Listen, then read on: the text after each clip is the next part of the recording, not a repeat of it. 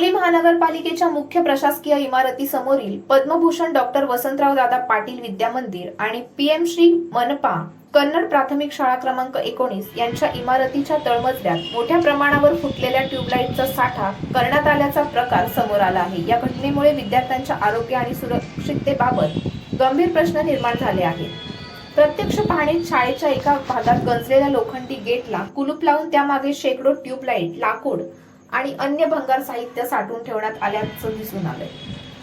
अनेक ट्यूबलाईट फुटलेल्या अवस्थेत असून त्यांचे काचेचे तुकडे गेट बाहेर आणि विद्यार्थ्यांच्या वावराच्या परिसरात विखुरलेले असल्याचे निदर्शनास आले आहे। संबंधित परिसरात विद्यार्थी नियमितपणे खेळत असल्याने अपघाताची शक्यता व्यक्त केली जात आहे। ट्यूबलाईटमध्ये पारा हा विषारी घटक असतो। ट्यूबलाईट फुटल्यास त्यामधील पारा वातावरणात पसरण्याचा धोका असतो। त्यामुळे अशा प्रकारच्या कचऱ्याची सुरक्षित विल्हेवाट लावणे आवश्यक असताना शाळेच्या परिसरातच तो साठवून ठेवण्यात आल्याबाबत प्रश्नचिन्ह उपस्थित केले जात आहेत। विशेष म्हणजे ही ऐतिहासिक शाळा 1946 साली स्थापन झाली असून सध्या पीएम श्री योजनेत समाविष्ट आहे।